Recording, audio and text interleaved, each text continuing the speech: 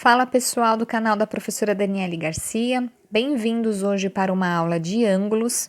E antes da gente começar, eu peço para que você se inscreva no nosso canal, caso você ainda não seja inscrito, compartilhe esse vídeo com algum amigo seu e se você gostar da aula, deixe o seu like. Então vamos primeiramente a definir o que é ângulo. Então, ângulo é a união de duas semirretas que têm a mesma origem com uma das regiões do plano por elas limitada. Então, se a gente observar essa figura que está na tela, a gente percebe que ali do ponto O nascem o quê? Duas semirretas, a semirreta A e a B.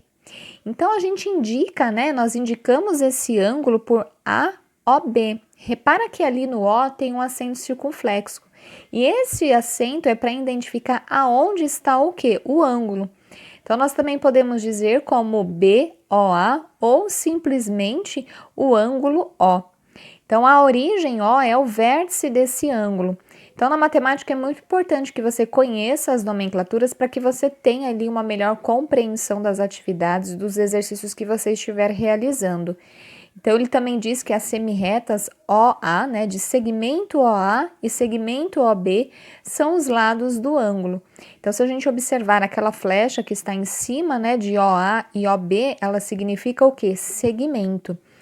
Então, os ângulos, eles são ali, utilizados e são trabalhados no nosso cotidiano em diversas situações.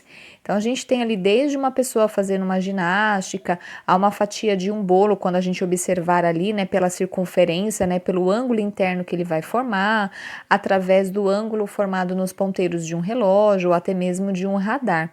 E aí, falando sobre as retas, como foi dito até então, é importante que a gente defina elas para que vocês consigam ter uma compreensão. Que as retas, eu posso ter tanto retas paralelas, como retas concorrentes e retas o quê? Perpendiculares. Então, as retas paralelas, elas sempre estão em um mesmo plano e não apresentam pontos em comum. Então, ou seja, elas nunca se cruzam. Já as retas concorrentes, elas sempre estão em um mesmo plano e apresentam um ponto em comum, se você observar aí pela figura, pela imagem que eu coloquei. A reta perpendicular, eu já defino ela para que vocês tenham uma melhor compreensão.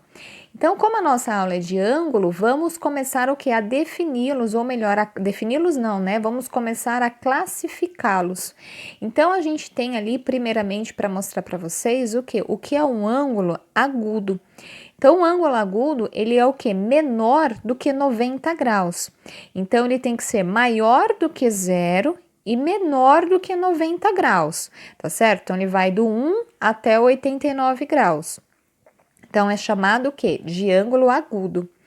E aí nós temos o que? O famoso ângulo reto, que é o ângulo de 90 graus, Então, a gente também pode chamar que é um ângulo de 1/4 de volta, se a gente for considerar sobre o nosso total, que eu já explico mais adiante também.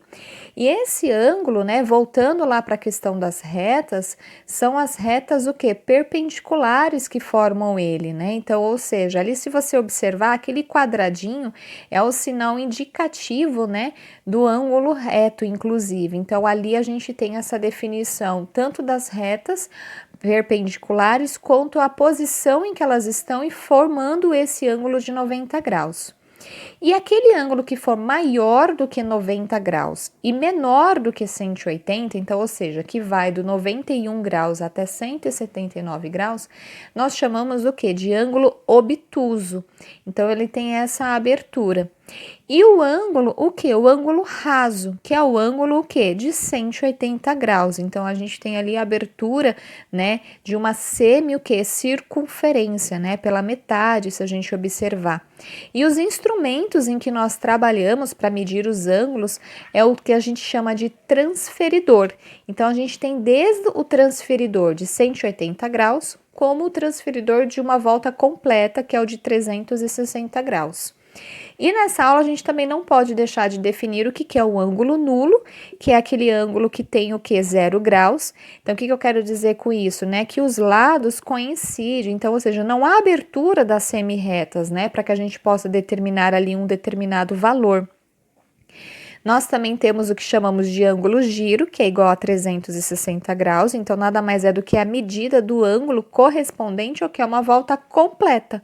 Então, essa volta completa, né, vamos identificar ali como uma circunferência, é dado o quê? Por um valor total de 360 graus. E o ângulo que é maior, né, inclusive, do que 180 graus e menor do que 360 graus, ele vai estar ali naquele intervalo de valores, a gente chama de ângulo côncavo, né?